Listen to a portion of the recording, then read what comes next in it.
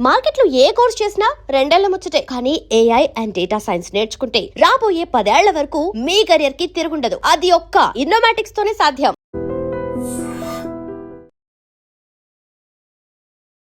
నమస్తే, నేను welcome to I dream news and నిజాలు.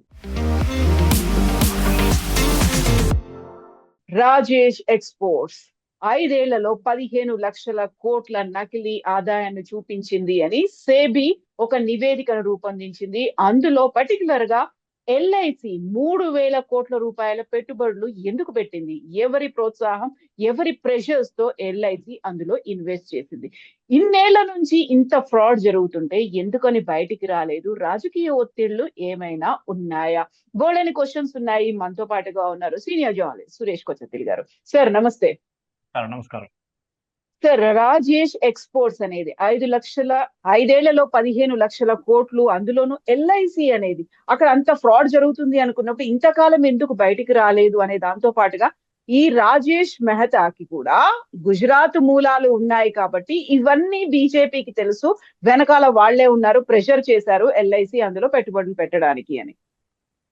ఎల్ఐసికి పెట్టుబడి రాజేష్ ఎక్స్పోర్ట్స్ అనేది నాట్ ఈవెన్ 0.001% ఉంటుంది. ఎల్ఐసి పెట్టుబడి యూనో వాళ్ళు పెట్టుబడికి ఇప్పుడు దాకా వాళ్ళు పెట్టిన దానిపైన ప్రాఫిట్ వాళ్ళకి వచ్చేసి ఉంటుంది ఇప్పుడు దాకా డివిడెండ్స్ లాగా. And that is not a question. Yes, there should be an investigation. కానీ ఎల్ఐసి పోర్ట్ఫోలియో మేనేజ్ చేసేది ఎల్ఐసి వాళ్ళు చేస్తారు, అది బయట నుంచి ప్రెషర్ పెట్టక్కర్లేదు. దీనికన్నా ముందు కూడా మనకు తెలిసిందే చాలా మటుకు అదానీ కంపెనీలో పెట్టుబడి పెట్టారు ఎల్ఐసి అని చెప్పి పెద్ద గొడవ చేస్తారు. ఎల్ఐసి ఆల్మోస్ట్ ఐ థింక్ ఒక 10,000 కంపెనీలలో వాళ్ళు పెట్టుబడి పెడతారు.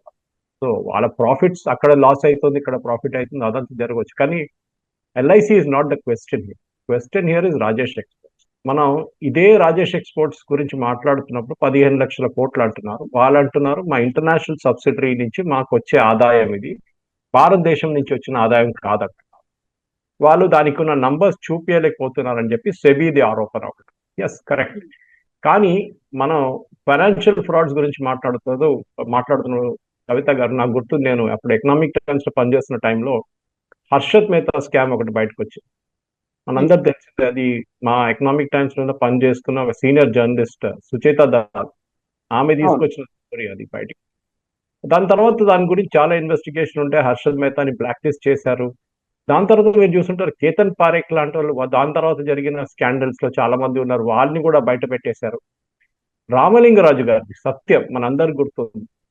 దీని వెనక అంతా ఏమో, ఎందుకంటే ఇప్పుడు ఈ రాజేష్ ఎక్స్పోర్ట్స్ ఎక్స్ప్లెనేషన్ అడిగారు, ఆయన అంటున్నారు కావాలంటే నేను చూపిస్తాను 15 లక్షల కోట్లు మీకు, I can show my turn over అంటున్నారు. So all you know it might tomorrow he might bring the turnover. ఎందుకంటే ఇది అంతా, ఈ డబ్బంతా బయట నుంచి, ఆల్మోస్ట్ 95% ఈ టర్న్ ఓవర్ బయట నుంచి వచ్చింది. అందుకని ఆయనకి ఒక పెద్ద రిఫైనరీ ఉంది బయట, గోల్డ్ రిఫైనరీ.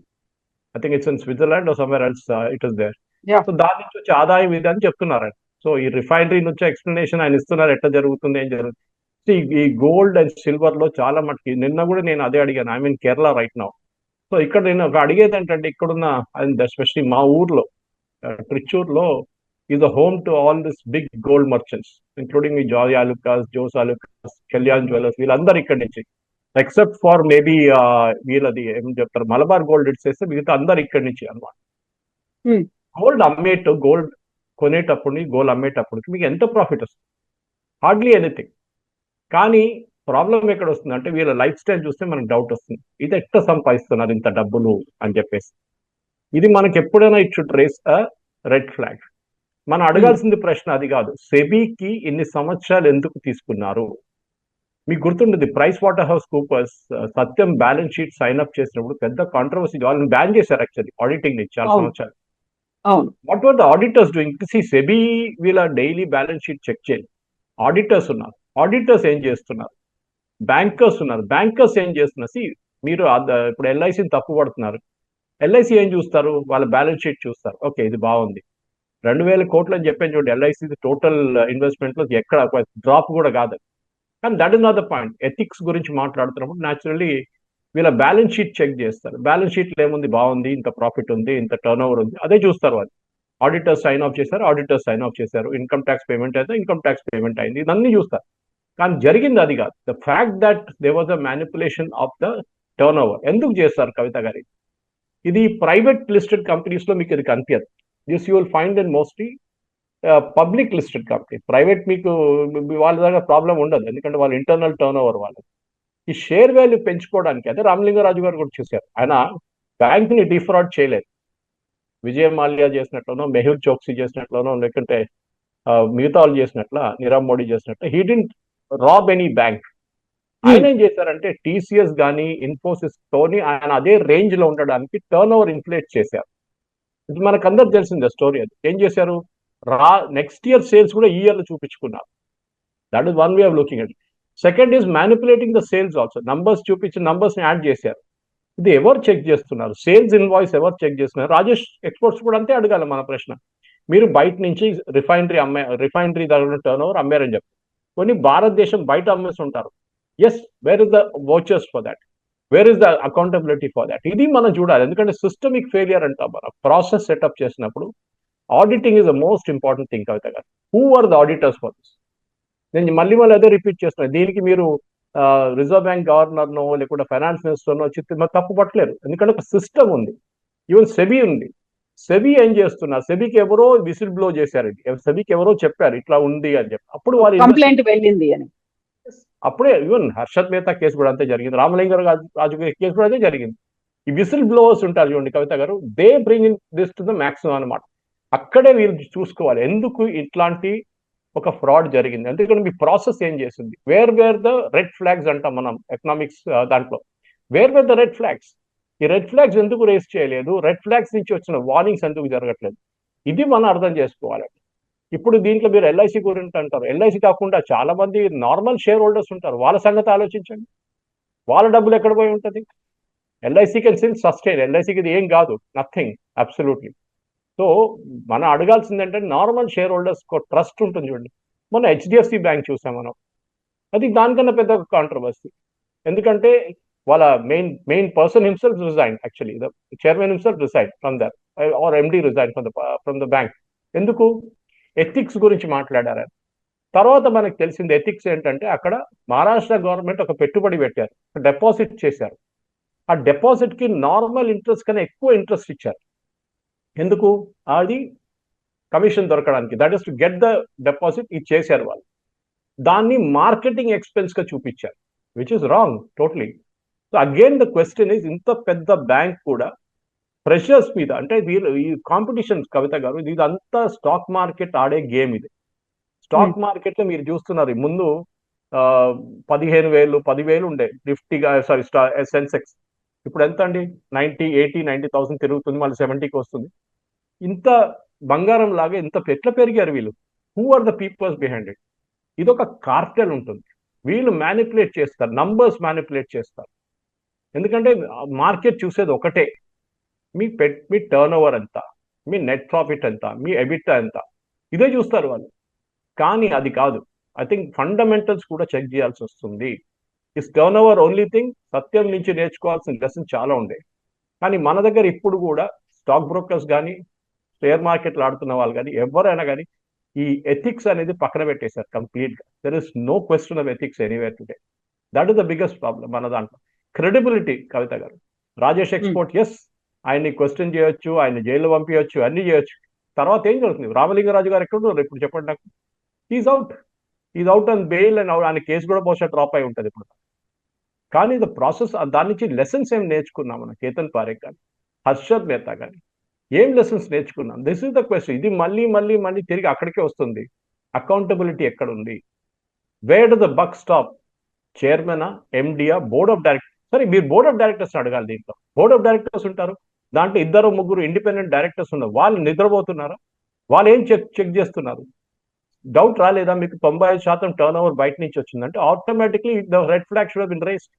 హౌ కమ్ బయట నుంచి వచ్చిన 95% టర్న్ ఓవర్ మీకు ఎవరు సర్టిఫై చేశారు? ఏ కంట్రీ నుంచి వచ్చింది? Where are the bank payments? Reconcile చేయడంలో చాలా ఈజీ కవిత గారు, కానీ the problem is very simple. దీన్ని మళ్ళీ we're repeating the same thing all over again. ఇప్పుడు రాజేష్ ఎక్స్పోర్ట్స్ వారం, 10 రోజులు, నెల, 2 నెలల తర్వాత మర్చిపోతాం. Till the next candle will come.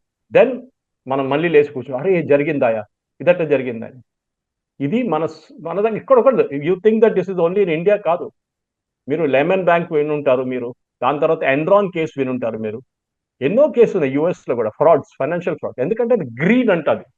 Wall street కూడా నంబర్సే చూస్తారు వాళ్ళు. How are you performing? ఇప్పుడున్న ఏఐ బబుల్ మనం చూస్తున్నాం. నివిడియా కానీ మిగతా కంపెనీస్ కానీ, ఇప్పుడు నౌ ఈవెన్ స్పేస్ ఎక్స్ చూడండి, now they going for public. The numbers are not believable Kavitha గారు. ఐ మీన్ మన భారతదేశంలో లక్కీలీగా ఏంటంటే డైరెక్ట్ గా మన దగ్గర స్మాల్ ఇన్వెస్టర్స్ చాలా తక్కువ. మోస్ట్ ఆఫ్ దమ్ వాళ్ళు మ్యూచువల్ ఫండ్స్ లో పెడతారు. ఓకే, ఆ మ్యూచువల్ ఫండ్స్ నుంచి మ్యూచువల్ ఫండ్ మేనేజర్స్ ఇన్వెస్ట్ చేస్తారు.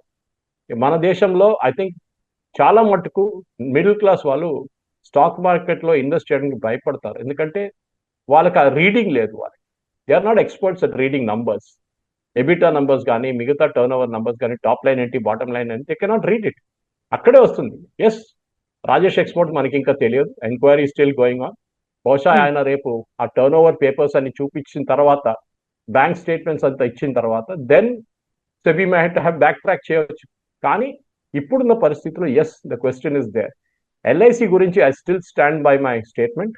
ఎల్ఐసి వాళ్ళ పోర్ట్ఫోలియో మేనేజర్స్ చాలా కంపెనీలు చూస్తారు వాళ్ళు. ఎందుకంటే ఎల్ఐసి ఎందుకు పెట్టుబడి పెడుతున్నారు కవిత గారు? వాళ్ళకు వచ్చే ఆదాయం, ఇంట్రెస్ట్, బ్యాంకులు వేస్తే మీకు అంత ఇంట్రెస్ట్ రాదు. We will invest in the stock market and multiply it. US లో పెన్షన్ ఫండ్స్ పెడతారు. యుఎస్ ఒకటే కాదు, చాలా కంట్రీస్ లో పెన్షన్ ఫండ్స్. వాళ్ళంటారు నార్మల్ మేము బ్యాంక్ డిపాజిట్స్ వచ్చి, యుఎస్ అయితే జీరో బ్యాంక్ డిపాజిట్ ఇంట్రెస్ట్. బయట పెడితే మేము పెన్షన్ ఫండ్స్ పెడతారు. మన స్టాక్ మార్కెట్ లో ఉంది వాళ్ళ బయట నుంచి వచ్చే పెన్షన్ ఫండ్స్. ఎందుకు పెడుతున్నారు? Because they want higher value, returns కావాలి. 100 రూపాయలు పెడితే 500 రూపాయలు వాళ్ళకు సంవత్సరం తర్వాత కావాలి. సో దట్ వాళ్ళ పెన్షన్, వాళ్ళ ఉన్న ఎంప్లాయీస్ కి పే చేయడానికి వాళ్ళ దగ్గర డబ్బులు ఉంటుంది. దానికోసం చేస్తారు. దిస్ ద బిగ్ గేమ్ కవిత గారు. దిస్ ఇస్ ఒక నార్మల్ మిడిల్ క్లాస్ మనిషికి ఇది అర్థం కాదు. దీని మ్యానిపులేషన్ చాలా ఉంటుంది. నేను చెప్తున్నాను, ఇప్పుడు కూడా మీరు ఇప్పుడు చూస్తున్న కంపెనీస్ ఉన్నాయి, మీరు సేల్స్ చూడండి. I can give you numerous example. మీరు suppose you're real estate company, మీరు ఎన్ని యూనిట్లు అమ్మారు? Of course if you're not gone public there is no issue. Private అంటే మీరు ఏమైనా చేసుకోండి. కానీ ఇఫ్ యూఆర్ గాన్ పబ్లిక్స్ దగ్గర నుంచి డబ్బులు తీసుకొని స్టాక్ మార్కెట్ లిస్ట్ చేసిన తర్వాత మీ రెస్పాన్సిబిలిటీ ఉంటుంది. ఆ స్టాక్ మార్కెట్ లో లాస్ట్ ఇన్వెస్టర్, 100 షేర్లు కొన్న ఇన్వెస్టర్ మీద కూడా మీకు రెస్పాన్సిబిలిటీ ఉంటుంది. అది చూసుకోవాలి. Rajesh exports again is a systemic problem. మీరు ఎందుకు చేస్తారు? వాల్ స్ట్రీట్ అనే ఒక సినిమా వచ్చింది, మీరు చూసుంటారు బహుశా. దాంట్లో గార్డెన్ గేక్ ఒక స్టేట్మెంట్ అంటారు, గ్రీడ్ ఇస్ గుడ్ అంటారు. Greed is good. ఆలోచించండి, why is greed good? This is the question. తెలుగులో ఒక యాడ్ ఉంటుంది, మరక మంచిదే అనేటువంటి మాట. సో ఎందుకంటే డబ్బుల కోసం ఆడుకుంటారు వీళ్ళందరూ. మీరు నీరవ్ మోడీ కేసు చూశారు, మెహుల్ చోక్సీ కేసు చూశారు, విజయ్ మల్యా కేసు చూశారు. What these people do? వాళ్ళు ఏం లేదు, వాళ్ళు బ్యాంక్ నుంచి డబ్బులు తీసుకుని పారిపోయారు. That is a different game all together. మన దగ్గర కూడా ఒక మీడియా హౌస్, సికింద్రాబాద్ లో ఉన్న మీడియా హౌస్ ఇట్లానే 8,000 కోట్లు తీసుకొని మాయమైపోయాయి. కానీ that is not a game, that is a fraud. అది ఒక సపరేట్ ఫ్రాడ్. ఇక్కడ ఏం జరుగుతుందంటే మీ టర్న్ ఓవర్, లేనిలో టర్న్ ఓవర్ చూపించి, నా దగ్గర 15 లక్షల టర్న్ ఓవర్ ఉంది, వేరే actual turnover would have been only 1,500 crores. 1,500 crores మీ పబ్లిక్ ఇష్యూ వాల్యూ ఉండదు. మీరు పబ్లిక్ ఇష్యూ తీయలేరు మీరు. సో న్యాచురల్లీ ఇన్ఫ్లేట్ చేసి చూపిస్తారు. నేను అక్కడి నుంచి గయానాకి పంపించాను, అక్కడి నుంచి దుబాయ్కి పంపించాను, అక్కడి నుంచి సౌత్ ఆఫ్రికాకి పంపించాను. ఎంత పంపించారు? ఎక్కడుంది ఇన్వాయిసెస్? ఎక్కడుంది పేమెంట్స్? ఎక్కడుంది బ్యాంక్ ట్రాన్స్ఫర్స్? ఇదంతా రికన్సైల్ చేయాల్సి వస్తుంది. The main point again Kavitha గారు, I come back what were the auditors doing. ఐసీడబ్ల్యూఐకి ఇది ఒక పెద్ద wake up call. They have to strip the auditors off. నేను మళ్ళీ ప్రైస్ వాటర్ హౌస్ కూపర్స్ ఎట్లా తిరిగి వచ్చారు మళ్ళీ ఇంత పెద్ద ఫ్రాడ్ చేసిన తర్వాత? సంతకం వాళ్ళు పెట్టారు. దాంట్లో బ్యాంక్ ఆడిట్స్ అనేది చాలా చాలా కేర్ఫుల్ గా చేస్తారు. కంపెనీ ఆడిట్స్ కూడా అంతే ఉంటుంది. Because you are playing with the shareholders money. కష్టపడి డబ్బులు సంపాదించి మీ కంపెనీలో పెట్టుబడి పెట్టిన వాళ్ళది blood, tears and toil is there in that. మీరు దానికి రెస్పాన్సిబుల్. అండ్ చైర్మన్ కానీ, ఎండి కానీ, బోర్డ్ ఆఫ్ డైరెక్టర్స్, వీళ్ళందరూ దీనికి అకౌంటబుల్. వీళ్ళు board of directors independent directors. వాళ్ళని ముందు ప్రశ్నించారు, మీరు ఏం చేశారు? మీరు నంబర్స్ చూడలేదా? మీరు ఇచ్చిన నంబర్స్ ఒకటే చూస్తారా? No, I have sat in some board meeting, even though I'm not a board member.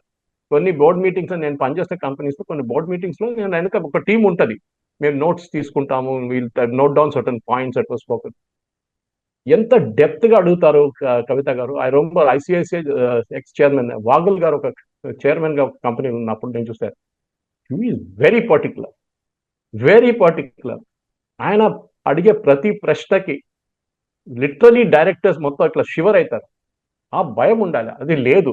That is the problem. People like Rajesh వాళ్ళ సిస్టమ్తో ఆడుకుంటున్నారు. హర్షద్ మెహతా ఆడారు, హర్షద్ మెహతాతో ఏమైంది?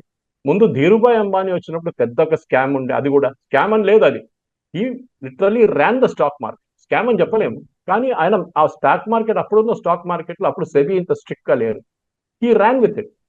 దానికి ఒక సినిమా కూడా వచ్చింది, బహుశా గురువు అని ఏదో సినిమా ఒకటి వచ్చింది కూడా దీని గురించి. Harsha, I mean you see the rise of Dhirubhai Ambani. Ambani rise is very clear. ఆయన అప్పుడున్న stock, because he was one of the first person stock market అనేది ఏంటని మన మిడిల్ క్లాస్ కి నేర్పించిన మనిషి ధీరుభాయ్ అంబానీ. ఆయన కంపెనీ కట్టారు, ఆయన లైసెన్స్ రాజులు ఆడుకున్నారు, ఏం చేశారని మనకు సంబంధం లేదు. But he Ryan a business. దాంట్లో అప్పుడున్న పారామీటర్స్, అప్పుడున్న ఫ్రేమ్ వర్క్ లో హీ ర్యాన్ ఇట్. ప్రాబ్లం ఎవరికి డిస్ప్యూట్ లేదు. సో ఇప్పుడు జరిగిన ఈ రాజేష్ ఎక్స్పోర్ట్స్, ఎస్, చాలా ప్రశ్నలు ఉన్నాయి. ఎర్లీ స్టేజ్ ఎంక్వైరీ కూడా ఇంకా మొదలు కాలేదు, కానీ SEBI has raise certain red flags. చూద్దాం ఏమవుతుంది ఎంక్వైరీ. కానీ ఇది మన దగ్గర ఉన్న ఒక 30-35% కంపెనీల్లో ఇదే టర్న్ ఓవర్ ఫేక్ చేసిన కేసెస్ ఉన్నాయి. They are only attending to the stock market. మాకు రేపు ఈ టర్న్ ఓవర్ మార్కెట్ లో quarterly results, half yearly results, annual results publish చేసినప్పుడు మా షేర్ వాల్యూ ఎంత పెరుగుతుంది, మా చైర్మన్, ఎండి, మా డైరెక్టర్ షేర్లు ఎంత విలువ తీసుకుంటుంది, ఇదే వాళ్ళు చూస్తున్నారు. అయితే సార్ ఇక్కడ ఇంట్రెస్టింగ్ గా కనిపిస్తోంది, రాజేష్ ఎక్స్పోర్ట్స్ అన్నటువంటి ఆ ఫోటో, ఆ బ్యానర్ బోర్డు వెనక ఉంది, ముందేమో మోదీ, ప్రధానమంత్రి నరేంద్ర మోదీ గతంలో అది స్టార్టింగ్ లో వాళ్ళతో కలిసి ఫోటోలు దిగారు. అండ్ వీళ్ళకి కూడా గుజరాత్ తో మూలాలు ఉన్నాయి కాబట్టి ఆబ్వియస్ గా బీజేపీ వీళ్ళ వెనకాల ఉంది, లేకుంటే వాళ్ళ సపోర్ట్ అనేది ఉంది, ప్రెషర్ అనేది వాళ్ళు చేశారు. అందువల్ల ఇప్పటిదాకా ఈ మహా స్కామ్ అనేది బయటికి రాలేదు అనేది.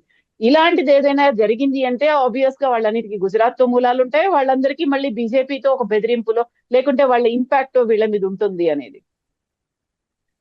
ఇదే కేసు అడిగినప్పుడు దీనికన్నా ముందు కూడా విజయ్ మాల్యాకి లోన్లు ఎవరు ఇచ్చారండి? కాంగ్రెస్ హయాంలో ఇచ్చారు. అప్పుడు గుజరాత్తో సంబంధం లేదు. The point is very clear. Gujarati business men ఉంటారు, ఐ మీన్ బిజినెస్ లో దే ఆర్ ద ఛాంపియన్స్, దాంట్లో డౌట్ లేదు. ఇప్పుడు మీరు ధీరుభాయ్ అంబానీ గురించి మనం మాట్లాడాం. ధీరుభాయ్ అంబానీ ఎవరి టర్మ్ లో పైకి వచ్చారండి? It was during the rain of Congress party. ఇప్పుడు మోదీ గారు ఒక ఫోటో తీసుకున్నారు, మోదీ గారితో ఎవరు సెల్ఫీ తీసుకున్నారని చెప్తే మోదీ గారిని దాన్ని తప్పట్లేదు. మేబీ ఆయన ముఖ్యమంత్రిగా ఉన్నప్పుడు, లేకుంటే దాని తర్వాతనో ఏదో ఒక ప్రాజెక్ట్ ఇనాగ్రేషన్కి ఆయన వెళ్ళి ఉంటారు. ఆయనకి బ్యాలెన్స్ షీట్ తెలియదు కదా, ఆయనకి తెలియదు ఏం జరుగుతుంది. అఫ్ కోర్స్ వాళ్ళ ఆఫీస్ చెక్ చేయాల్సి ఉండే, what is the background of this గా, they would have checked, okay very good company, public issue చేస్తారు, అది ఇది. కానీ that photos itself under dispute. కానీ that is not a question. Modi గారు వెళ్ళారు, మోదీ గారు చేశారు, ఎస్. కానీ మిగతా స్టేట్ లో రామలింగరాజు బ్యాంక్ అయినప్పుడు ఎవరెందుకంటే అడగలేదు?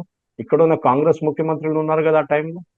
I'm not sure whether TDP or Congress, ఎవరో ఉన్నారు ఆ టైంలో. బీజేపీ అయితే లేరు కదా ఇక్కడ. అప్పుడు మీరు తప్పట్టారా అక్కడ ఉన్న గవర్నమెంట్ ని? వీళ్ళు ఎందుకు బ్యాక్ చేశారు? వీళ్ళెందుకు రామలింగరాజుతో చాలా ఫోటోలు దిగారు? సత్యంకి ఇంత ల్యాండ్ ఎట్లా ఇచ్చారు? ఇదన్నీ అడగొచ్చు అప్పుడు కూడా. ఓకే, బహదూర్పల్లిలో ఉన్న ఇంత పెద్ద, ఇప్పుడు టెక్ మహీంద్రా అని ఉన్న ఒక place belong to Satyam actual.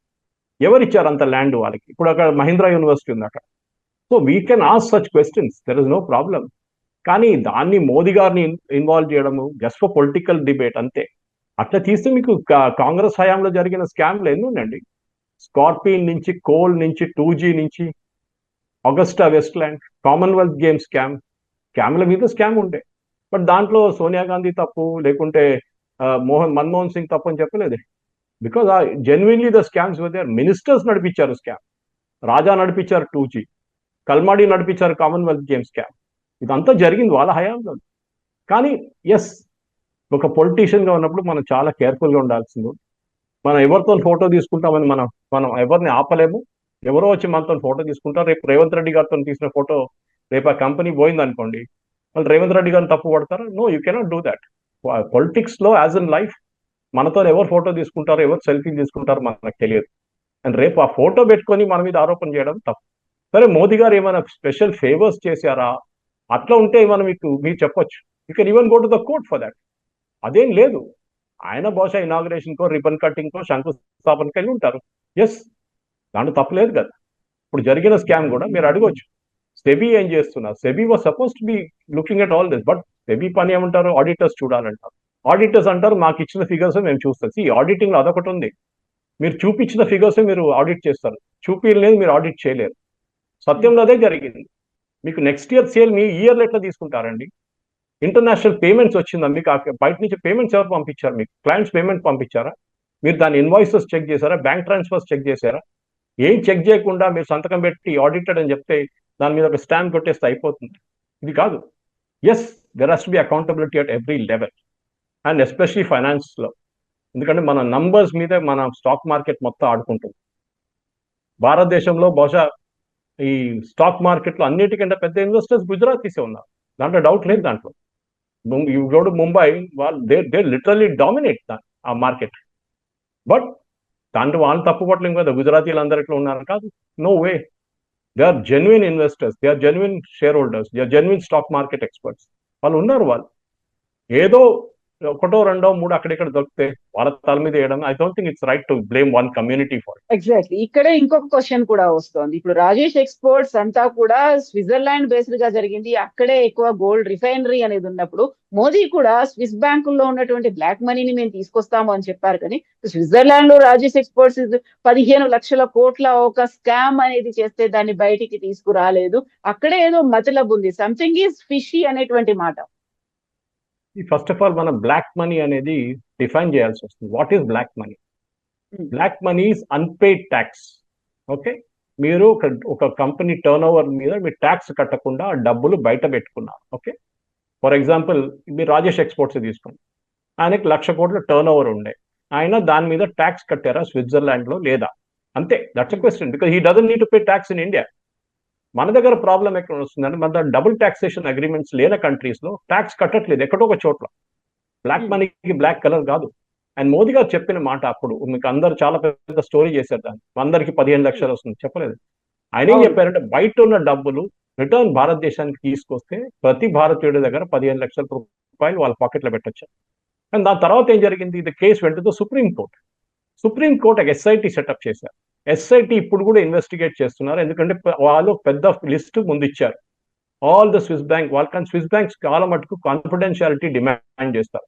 మేము మీకు ఇచ్చే ఇన్ఫర్మేషన్ మీరు బయట పెట్టకూడదు, you can use it for criminal investigation. చేశారు, చెక్ చేశారు. దాంట్లో ఆల్మోస్ట్ 50 నుంచి 60% కంపెనీస్ వాళ్ళ టర్న్ ఓవర్ ఇంటర్నేషనల్ లెవెల్ ఉంది, దే ఆర్ పేడ్ ట్యాక్సెస్.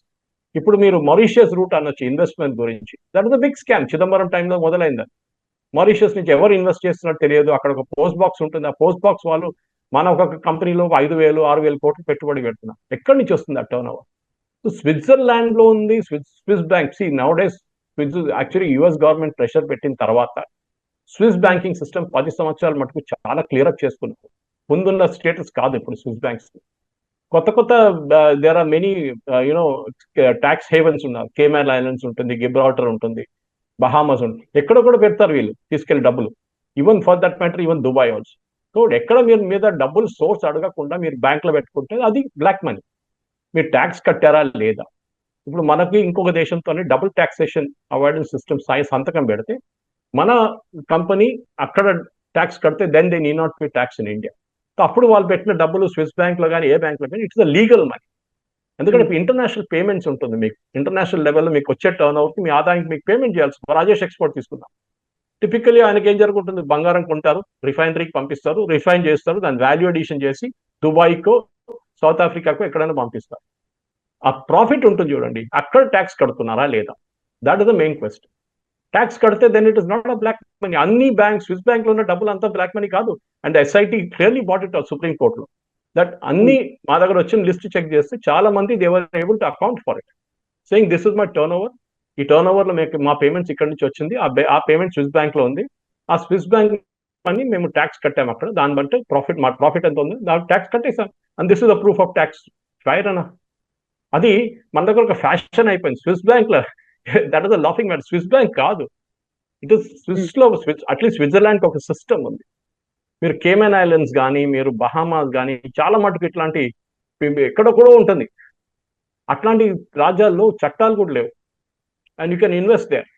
అక్కడ మీరు లెటర్ ఆఫ్ రాకెటరీ పంపిస్తే ఏం పంపిస్తే కూడా వాళ్ళు రెస్పాండ్ చేయరు. అట్లీస్ట్ స్విస్ బ్యాంక్స్ రెస్పాండ్ చేస్తారు మీరు, అది ఇంపార్టెంట్.